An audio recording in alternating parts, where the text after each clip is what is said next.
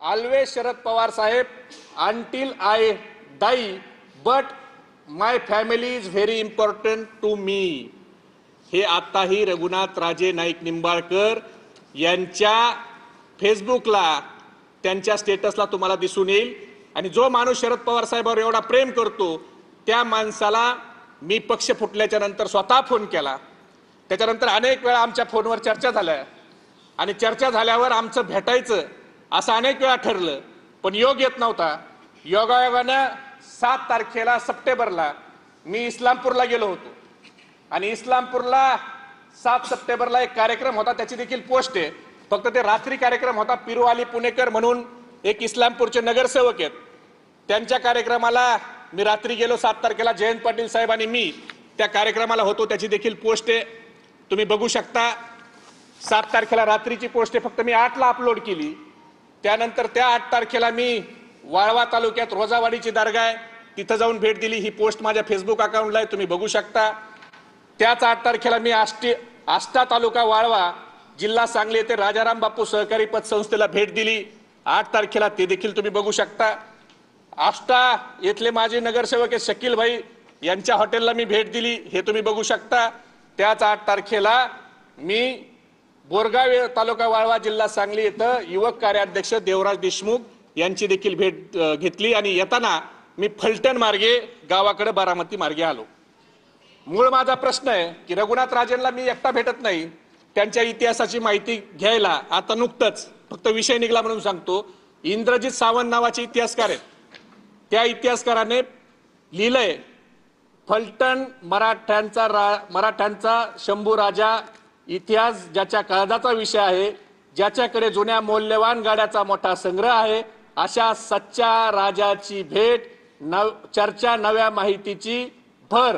जोहार रघुनाथ राजे नाईक निंबाळकर 31/10/2025 आत्ता भेटलेत इंद्रजित सावंत. म्हणजे असे लोक रघुनाथ राजे नाईक निंबाळकर यांना भेटतात. मी भेटलो, याच्यात गैर काही नाही. आणि आम्ही आज नाही पक्ष फुटल्यापासून बोलतोय, त्याच्या अगोदर कधी बोलत नव्हतो. आता राहिला विषय, मूळ विषय नार्को टेस्टचा, तर माझी तयारी आहे. रणजित दादा, मुंबईमध्ये तुम्ही पैसे भरणार आहे त्याच्यामुळे मला ती चिंता नाही. मुंबईत आपण नार्को टेस्ट करू, लाईव्ह डिटेक्टिव्ह चाचणी करू.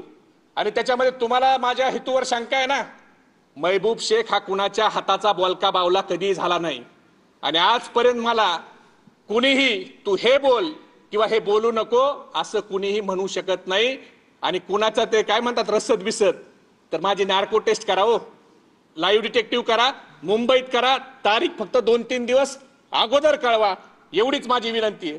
पण त्या नार्को टेस्टच्या अगोदर तुमची नार्को टेस्ट झाली पाहिजे. आणि त्याच्यामध्ये जे काही विषय आहेत, आता तुम्ही काय केलं, कशी जगलरी करताय बघा. त्यांच्या प्रेसमध्ये त्यांनी संपदाताईचं एक पत्र वाचलं. ते पत्र कसं अर्धवट वाचलं, जे जुलैमध्ये त्यांची ऑगस्टमध्ये त्यांनी जे तक्रारीचा चौकशी समितीला खुलासा केला, ते पत्र कसं अर्धवट वाचलं तुमच्या प्रेसमध्ये हे बघा. त्या पत्रात त्यांच्या खात्याअंतर्गत पोलिसांच्या तक्रारीविषयी चौकशी चालली होती. काय चालली होती चौकशी? त्या चौकशीमध्ये त्या ताई काय म्हणतायत की माननीय खासदार यांचे 2 PA त्या ठिकाणी आले होते. त्यांनी मला खासदारांना फोनवर बोलणं करून दिलं. मी खासदार सरांना खासदार सरांनी विचारणा केली की पोलीस कर्मचाऱ्यांनी आपल्याविषयी कंप्लेंट आहे, त्याविषयी आपलं काय म्हणणं आहे का? तेव्हा त्यांनी असे सांगितले की आरोप चुकीचे आहेत, असे माझ्याकडून होणार ना, पुन्हा होणार नाही. त्यांना मी हमी दिली. एवढंच वाक्य मास्टर माइंडला सापडलं. आणि तो खासदार वाक्य तर कधीच 4 महिन्याचं, ते मेडिकल डॉक्टर आहेत. जेव्हा मी इथे मुकदम वगैरे आणतो ना, आता त्यांनी जे वाचून दाखवलं ना, त्यातली ओळ कोणती खाल्ली हे मी तुम्हाला सांगतो. त्यांनी सांगितलं, तेव्हा मी त्यांना फोनवर माननीय खासदार यांचे 2 PA व त्यांनी मला बोलणे करून माननीय खासदार बोलत आहेत असे सांगितले. तेव्हा मी त्यांना फोनवर बोलले असताना माननीय खासदार सरांनी मला विचारणा केली, पोलीस कर्मचारी त्यांची कंप्लेंट अशी आहे की तुम्ही बीडचे असल्यामुळं तुम्ही आरोपी यांना फीड देत नाही असे पोलिसांचे आरोप आहेत। तुम्ही बीडचे असल्यामुळं तुम्ही आरोपींना फीड देत नाही। हे वाक्य का नाही घातलं खासदार साहेब? हे वाक्य का काढलं आणि पुढचं वाक्य तुम्ही का घेतलं? तेव्हा त्यांना जुने आरोप चुकीचे आहेत व इथून पुढे असे आरोप होणार नाहीत अशी मी त्यांना हमी दिली।